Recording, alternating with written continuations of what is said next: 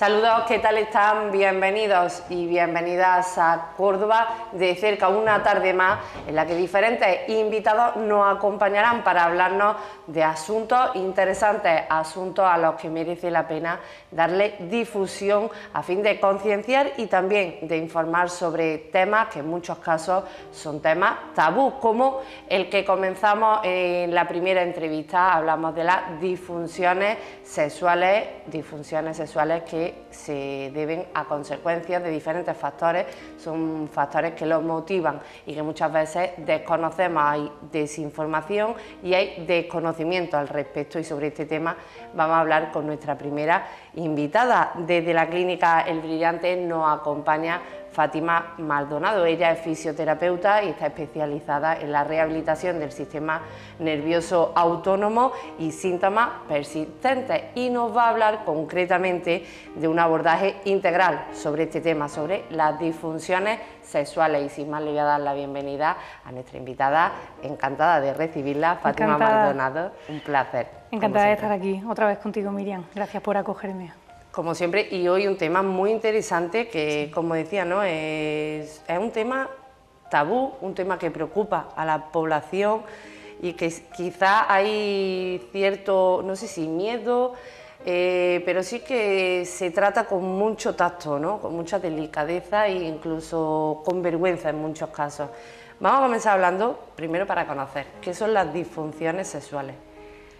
Miriam, a nivel médico, ¿no? A nivel sanitario, hablamos de que las disfunciones sexuales son aquellos trastornos de nuestro cuerpo, de nuestra mente, que le impiden a una persona tener una vida sexual satisfactoria.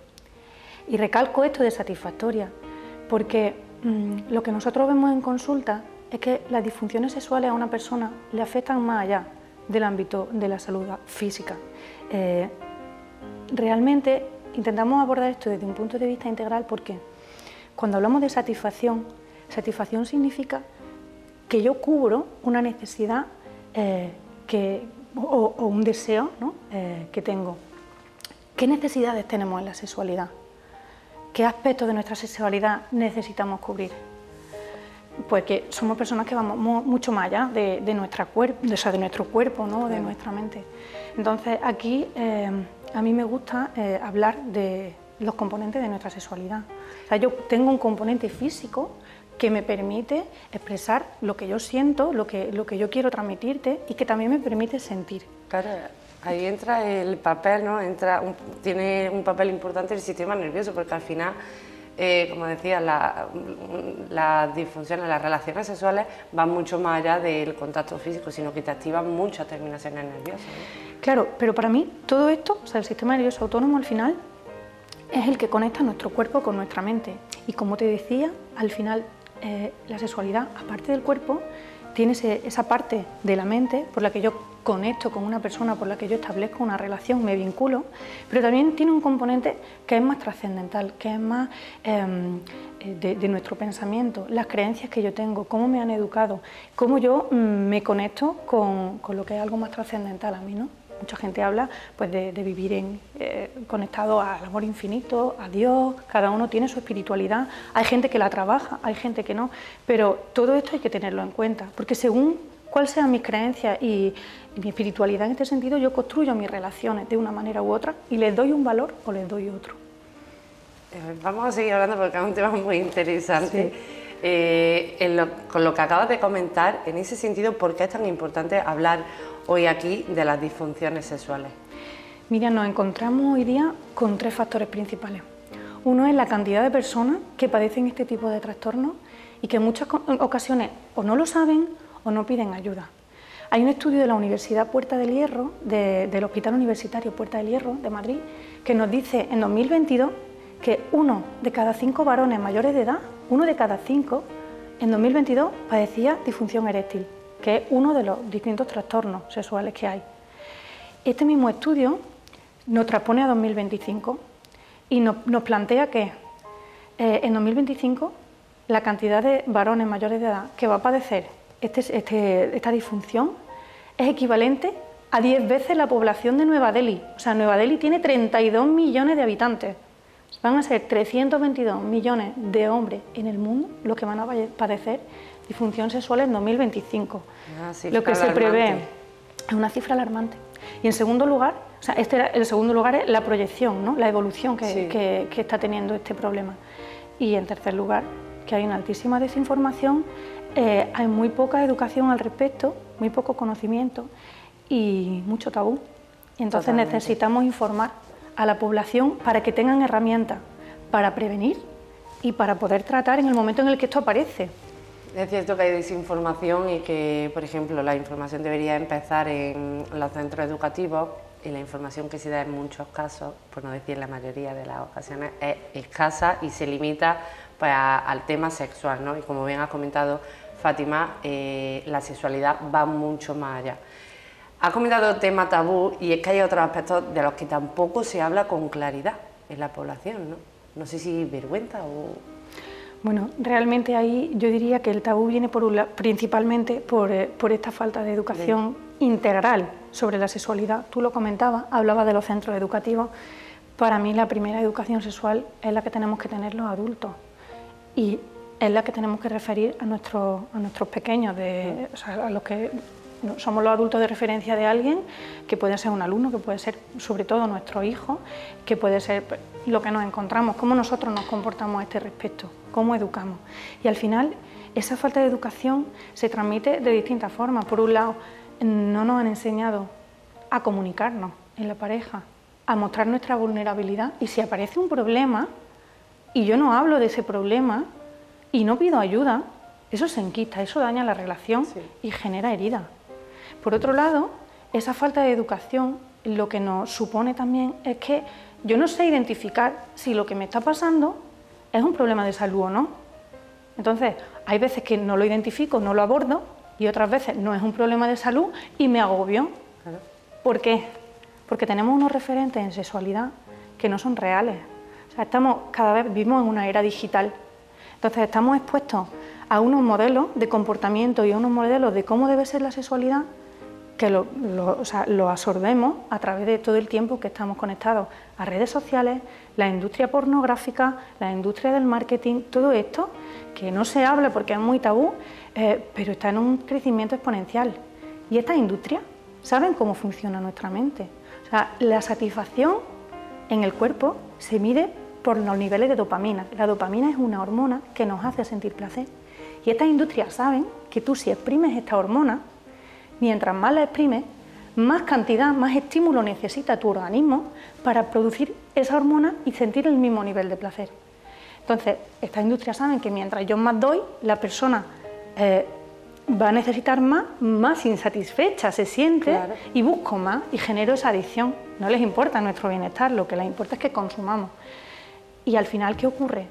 Que las personas que pasan tanto tiempo expuestas a esto, y que no han tenido esa educación, o que incluso tienen una serie de problemas en su amor propio, de autoestima, de salud mental, miden su valor y el valor de sus relaciones en función de la capacidad que yo tengo de dar placer o de la capacidad que el otro tiene de darme placer.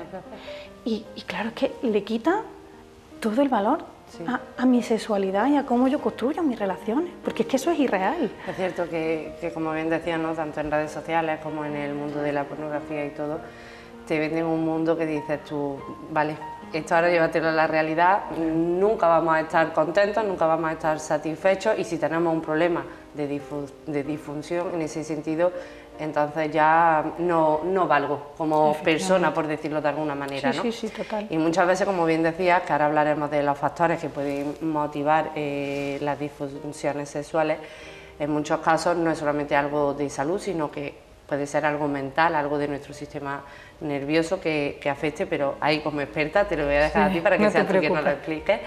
Pero ya que ha hecho referencia a los referentes quizás que tenemos en la sociedad, como es la pornografía, como es las redes sociales, ¿no?, que yo creo que es algo que la población, sobre todo joven, que al final son los que vienen para vivir pues ese mundo, le enseña algo que no tiene que ver con la realidad o que no es la manera correcta de disfrutar de las relaciones. En ese sentido, ¿cuál debería de ser el referente en sexualidad? Bueno, has hablado de de esta población joven y de cómo se van exponiendo, el primer contacto que tienen con la sexualidad. Y de esto tampoco se habla, y es que están aumentando, o sea, está disminuyendo la edad a la que los chicos se exponen y empiezan a desarrollar, a formarse un concepto de su sexualidad. Y está disminuyendo la edad a la que comienzan las adicciones a pornografía, a la que comienzan los abusos. Compañeros, o sea, tenemos niños, adolescentes, a los que nos estamos educando, porque nosotros no nos estamos educando, porque nosotros no estamos identificando que tenemos este problema, que tenemos que luchar contra todo este contenido que nos viene impuesto, básicamente, ¿no? Y no les estamos dando una ayuda, y esos niños, esos adolescentes, van a ser los delincuentes sexuales de mañana, y no estamos haciendo un trabajo de prevención. ¿Qué modelo les tenemos que transmitir? Pues si yo vivo mi sexualidad y si le enseño a mi hijo, a mi alumno, a las personas que tengo al lado, ¿no? A lo mejor a otro adulto que está teniendo un problema, y yo le puedo dar mi testimonio o lo puedo recomendar a un especialista. O sea, por supuesto que el placer físico es importante, pero no es lo único. O sea, ¿qué pasa con la ternura? ¿Qué pasa con esa necesidad que yo tengo de decirle al otro te quiero, te agradezco, te admiro? O sea, gracias por lo que estás haciendo por mí, por las horas de trabajo que aguantas, porque me aceptas como soy, porque me perdonas mis cosas, ¿no? Y por otro lado, sentirme, ¿no?, querido por el otro, el yo dejarme querer, que muchas veces nos cuesta mucho, como parece que yo tengo que hacer todo, ¿no? Es una relación de conexión y de ayuda, ¿no? Entonces, si yo ahí, y obviamente ahí hay una experiencia también placentera, y es maravilloso, pero toda esa conexión emocional, incluso espiritual, que hay es muchísimo más grande. ¿Qué es lo que pasa cuando las personas llegan a la vejez o experimentan enfermedades o aparece la menopausia? El cuerpo cambia y esto cambia, y eso no tiene que quitarle valor a que una relación no se dé a un nivel de placer. Es que es muchísimo más allá, o sea, es algo muchísimo más valioso, y no lo estamos vivenciando, no le estamos dando el valor que tiene, no lo disfrutamos esa parte. ¿Qué puede suponer, ya que decías, ¿no?, que nos olvidamos de lo que es el verdadero placer?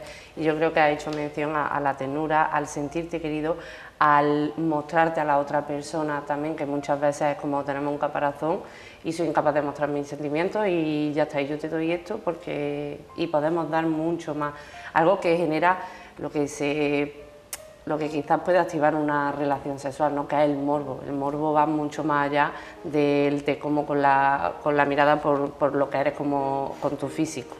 Considero, no sé ya si estoy de acuerdo, pero en ese sentido tú que has hecho referencia, ¿qué es lo que qué puede suponer vivir en ese sentido con una disfunción sexual? Porque claro, hablando de que va mucho más allá. Pues mira, luego mencionaré algo sobre el morbo, pero quiero contestarte a tu pregunta. A mí me encanta esa palabra. Sí, a mí no por la dualidad que tiene, pero no importa. Esto es bueno, encontrar diferencias y poder hablarlas, ¿no? Y darle una significación. Pero esta pregunta que me hace, realmente una persona que tiene una disfunción sexual, si la reconoce, es consciente de que tiene este problema, muchas veces busca los resultados y no los encuentra. Otras veces no se buscan, o sea, no se busca ayuda, ¿no? En cualquiera de estos casos, o no la busco o no la encuentro, yo puedo entrar en vivir esta disfunción como cualquier otro sufrimiento. Lo puedo acoger, puedo tener herramientas, en comunicarlo con mi pareja o resignarme, o, oye, pues que no me quite la alegría, ¿no? Y bueno, y esto ya va en función de la riqueza que cada persona tenga y que cada pareja y que se comuniquen, ¿no? Pero luego hay personas para las que esto es un daño tan grande, o el por qué les ha venido, o el mantenerlo en el tiempo, que viven su sexualidad y su propio valor como un infierno, ¿no? Son personas que tienen dolor, un dolor físico y emocional fuerte, que tienen miedo a relacionarse con otras personas, miedo a construir relaciones, porque no se habla de esto, pero muchas veces el tabú no es la disfunción sexual, muchas veces el tabú es el trauma que hay detrás, todo esto que hemos comentado de abuso. El otro día me comentaba una de las psiquiatras con las que acompañamos a algunos pacientes, que ella está especializada en problemas relacionados con la sexualidad. Me decía, me viene una chica de 19 años que a los chicos que le gustan o con los que ha tenido alguna relación, como ellos están totalmente inmersos en este contenido pornográfico y la visión que tienen de una relación es esta, ella se deja hacer barbaridades para sentirse querida o para darle lo que ella cree que les tiene que dar. Esto genera un problema enorme en la persona, y en la mayoría de los pacientes, o sea, de las personas, llegan a ser personas que padecen disfunciones sexuales asociadas al trauma. Entonces esto es un infierno, son personas que tienen miedo después al construir relaciones, que si no buscan ayuda no se sanan, pues las transmiten, ¿no? Claro. Esto genera también rupturas en las parejas, claro. porque es una situación de sufrimiento que si no se aborda y si no se buscan profesionales que trabajen contigo de manera integrativa y no te den un parchecito, pues prueba esto o lo otro a ver si os va mejor. No, hay que abordar las causas. Y hay que hablar con la pareja, y la pareja tiene que hablar entre sí, ¿no? Yo creo que es esto, importante, el sacarlos de ese infierno en el que se puede llegar a vivir. Importantes aspectos que has comentado y que por lo que ves son muy importantes, y yo considero que lo son, es la comunicación. La comunicación entre una pareja, en una relación, es fundamental, esa confianza de poder hablar de cualquier tema y solucionar problemas si lo hay en ese sentido. Y luego el hecho de cómo cada persona vive y piensa, ¿no? Según esas creencias que decía y demás. Y yo creo que es cierto que al final en una relación sexual no es solamente el hecho de yo te voy a dar lo que tú quieras para que tú disfrutes y me olvido de cómo yo siento, cómo yo lo vivo y cómo yo lo disfruto. Yo creo que es algo que debe ser lo que ambas personas quieran y lo que a ambos les guste, y todo sea consentido por ambas partes, sin ceder, ¿no? sin ser sumiso, por decirlo de alguna manera. Bueno, yo aquí te remitiría a lo que hemos comentado antes de la entrevista. Yo toco, yo hago al otro en función de cómo lo miro. Si yo al otro lo estoy mirando desde el donarme, desde entrenarme, desde el decir, o sea, te quiero y quiero unirme contigo, ¿no? Yo voy a hacer la relación de una manera y no de otra. Claro. Entonces, muchas veces, esto que tú dices, que bueno, que está bien tenerlo en cuenta, oye, hay que comunicarse, esto no me gusta o esto, pero al final, si trabajamos en la conexión y trabajamos en qué es lo que realmente nos está uniendo y tal, creo que va mucho más allá de que yo necesito que tú me des esto y tú necesitas que yo te dé esto. Es que al final, lo que hablábamos, la satisfacción de la relación no depende de que yo te haga X cosa o X otra. Sí, todo eso influye, ¿no? Pero completo, efectivamente, ¿no? A un conjunto completo, es expresarme, es decir, es que yo te miro y estoy viendo pues a la persona, no sé, pues que me está cuidando, qué tal, actitud, tu mirada, cómo me mira, oye, cómo me quieres con tu mirada, y eso ya se traduce en un gesto. Totalmente. Entonces es mucho más bonito, mucho más profundo, mucho más satisfactorio hacerlo así. O sea, que hay gente que se puede vivir de muchas maneras, pero al final yo creo que lo interesante que podemos sacar de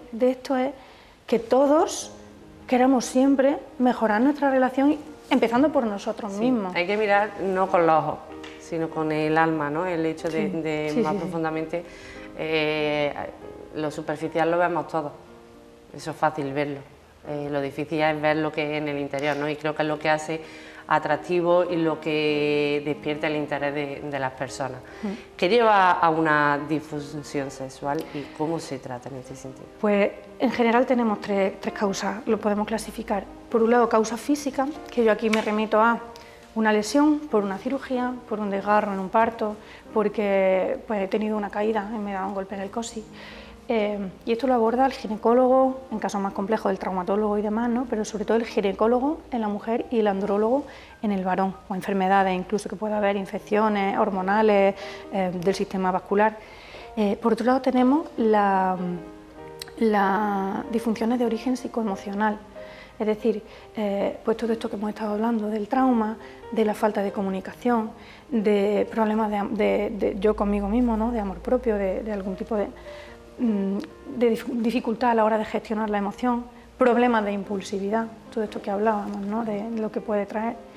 Y luego, el gran desconocido son las causas funcionales. Los trastornos funcionales se originan cuando mi cuerpo, que aparentemente está bien, y mi mente, que también aparentemente esté bien, o a lo mejor no tan bien, pero lo que los conecta no está transmitiendo la información de manera adecuada.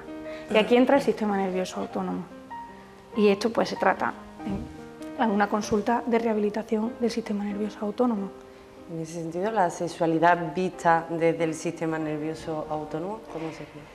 Pues mira, Miriam, a mí me gusta explicar que ese sistema nervioso autónomo, que es una palabra así un poco grande, ¿no? Pero es maravilloso porque es el mensajero que comunica esto, con todo mi cuerpo. O sea, cuando yo veo una mirada de alguien, me hacen una caricia, mis receptores sensoriales reciben una información. Esa información llega a mi cerebro por mi sistema nervioso autónomo. Pero no solo eso, o sea, cuando yo integro eso que estoy percibiendo y se genera un pensamiento y se genera una emoción, esa emoción se transmite a mi cuerpo. Cuando yo estoy profundamente emocionado, el que le dice a mi ojo, activa las glándulas lacrimales, que empiece a llorar, es mi sistema nervioso autónomo. El que hace que se me enciendan las mejillas porque me siento embargado por la alegría, por el agradecimiento, es mi sistema nervioso autónomo. El que hace que me acelere el pulso cuando me acerco a una persona es mi sistema nervioso autónomo. Entonces ahí tenemos nuestro amigo el simpático y el parasimpático, que son como las dos vertientes, efectivamente. Y en la relación sexual, en general el parasimpático es el que nos relaja y nos repara. Y el simpático es el que nos activa y nos protege. Entonces, en una relación sexual, si todo va bien, el simpático es el que asociamos al momento de la excitación y el parasimpático es el que asociamos a la relajación inicial, que es necesaria para crear esta conexión, y a la relajación final después de tener la unión, ¿no? ¿Qué es lo que pasa cuando esto no funciona? Por situaciones de estrés, por una memoria de trauma. A lo mejor yo he trabajado mi trauma, o es un trauma físico que no me ha afectado, pero eso ya está curado, pero mi sistema nervioso tiene una memoria que lo hace, digamos, quedarse en el modo protección. Entonces yo no llego a relajarme o no llego a subir lo suficiente como para que haya esta excitación, haya esta relajación, incluso puede aparecer dolor.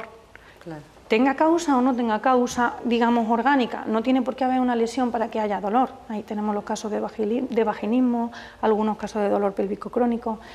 Todo esto está relacionado con el sistema nervioso autónomo. Y, por supuesto, cualquier daño físico o cualquier problema emocional tiene unas consecuencias en el sistema nervioso autónomo.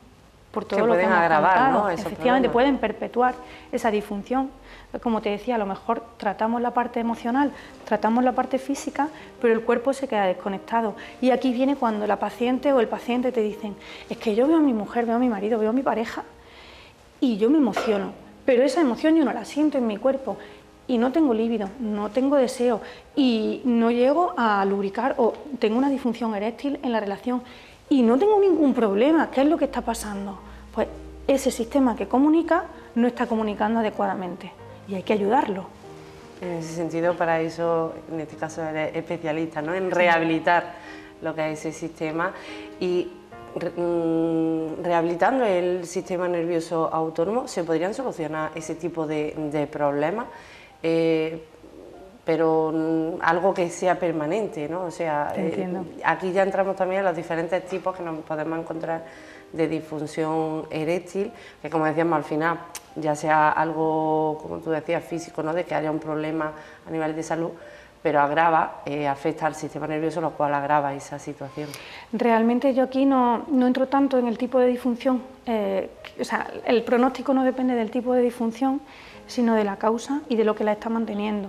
Entonces habrá casos en los que no podamos hacer gran cosa, porque yo tengo un problema vascular o porque he tenido una radioterapia, entonces todo mi sistema vascular se ha visto afectado. Ahí es donde entra pues el papel del cirujano, el papel del andrólogo o el papel del ginecólogo en la mujer, porque hay que hacer una reconstrucción por lo que sea. En todos estos casos, tratar el sistema nervioso autónomo ayuda, porque acelera la regeneración de los tejidos, porque el sistema nervioso autónomo está implicado en la cicatrización y está implicado en que ese proceso de cicatrización no quede una sensibilización, no quede un dolor crónico, ¿vale? Pero realmente donde sí llegamos con mucho más éxito a esa resolución del problema es en aquellos pacientes que tienen un problema psicoemocional o puramente funcional, este sistema nervioso del que hablamos, ¿no? Pues gente que tiene mucha ansiedad, mucho estrés. Ayer me decía una conocida, jolín, es que yo durante el curso, que tengo un montón de estrés, no tengo deseo, y jolín, yo quiero un montón a mi marido, pero no. Y claro, es que el estrés es ponernos el simpático aquí arriba, somos incapaces de bajar al parasimpático, a relajarnos. Todo esto, que se puede trabajar de muchas maneras, si no lo conocemos no vamos a identificar pues que el cuerpo nos está diciendo algo, ¿no? O sea, es que hay que hacer un cambio. A lo mejor hay que ver cómo vivimos ese estrés o si tenemos que bajar el ritmo y qué es lo que hacemos con esto. Y cómo podemos gestionarlo, ¿no? Para que no nos afecte lo que es la vida íntima y en cómo nos mostramos a las otras personas, ya no solamente a la pareja, sino al resto de personas que nos rodean. Fátima, antes de finalizar y de pedirte si añadiría algo más para los telespectadores, para la población que nos está viendo y aquellos interesados, me has dicho sobre la palabra morbo, que querías comentar algo al respecto. Bueno, no tengo la definición, a mí me gusta hablar con propiedad, ¿no? Con contundencia. Sí, no me considero, argumentación. No me considero una experta en este respecto, pero sí que es verdad que muchas veces se asocia el morbo a todo esto, es decir, al me gusta. Y para mí el me gusta va asociado a la dopamina. Entonces, si yo empiezo mi relación, no solo sexual, sino en general, en función de lo que me gusta y lo que no me gusta, eso no va a funcionar. Entonces, claro que es necesario identificar lo que me está gustando de la otra persona, pero ¿para qué? ¿Para yo usarlo para mí? Eso no me va a llevar a la satisfacción. O sea, yo querer al otro y que el otro me quiera al final es que no es buscarme a mí, es buscar al otro. O sea, claro, vamos a dejar de mirarnos. O sea, es un trabajo muy duro sobre el ego, es decir, pero en todo, cuando tú estás hablando con una persona, tú eres... lo importante no eres tú, el importante es el otro. O sea, ¿cuántas veces contestamos antes de dejar de escuchar lo que el otro nos está diciendo? ¿Cuántas veces en una relación actuamos antes de hablar o de escuchar lo que el otro necesita? Entonces, vamos a dejar de mirarnos a nosotros, vamos a mirar al otro.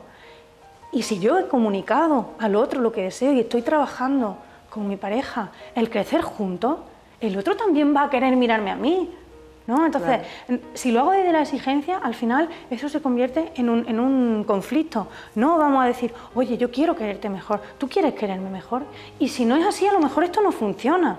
A lo mejor el problema es que estamos construyendo relaciones de dependencia, relaciones tóxicas, y estamos buscando algo que no nos va a dar la otra persona. Y quizás basada en lo superficial y no tanto en el conocer efectivamente, a la otra persona. Responsabilizamos, ¿no?, al otro de lo que nosotros no estamos ¿qué quieres identificando tú en una relación? ¿Qué necesitas tú en una relación? ¿Qué te falta por mi parte? El preocuparte, ¿no? De el querer dar la mejor versión de cada uno, pero siempre para la otra persona, sin olvidarnos de nosotros mismos. Obviamente el amor propio debe estar y eso no se tiene que perder. Una cosa no quita la otra. No, y por supuesto, y de hecho ahí es súper sano reconocer mi vulnerabilidad. O sea, si yo no me doy a conocer al otro desde mi vulnerabilidad, de cómo yo soy, y para eso me tengo que conocer primero, si yo no hago esto, la relación que vamos a construir durará más, durará menos, pero no va a llegar a lo profundo, no vamos a conectar lo más importante, no la vamos a vivir en plenitud. De ahí que no haya relaciones duraderas, como si pasan en lo meramente superficial, al final de lo superficial es como lo material, ¿no? Te acabas cansando, por decirlo de alguna manera. Fátima, no nos queda mucho más tiempo, estaría hablando una hora o más, pero sí que me gustaría, para terminar, antes de despedirnos, pues si quieres y deseas añadir algo para quienes nos están viendo sobre este tema, yo te doy libertad para que tú digas lo que quieras. Bueno, realmente yo aquí resumiría lo que hemos estado hablando en la entrevista y a los que nos están viendo, a los que nos están escuchando, les animaría primero a querer conocerse más a sí mismos y a buscar la manera de quererse mejor, reconocer cuáles son mis limitaciones, mi vulnerabilidad y expresarla a las personas a las que quiero, buscar ayuda cuando hay que pedirla. Si yo no soy capaz de salir de esto, oye, pues tengo que pedir ayuda. Y desde ahí, querer mejorar, querer formarme, ¿no? Hay formaciones muy completas sobre educación afectivo-sexual. ¿Qué responsabilidad tenemos con nuestros hijos, con nuestros menores? Es nuestra responsabilidad, no es la responsabilidad de los colegios exclusivamente, ni lo podemos dejar a alguien que no conoce realmente la vida que están percibiendo nuestros hijos, ¿no? Nuestros menores. Nosotros somos sus referentes, vamos a amarnos de verdad para que ellos busquen relaciones realmente valiosas. Y sanas, por supuesto, ¿no? Que tengan peso, relaciones contundentes y bien armadas de todas las bases.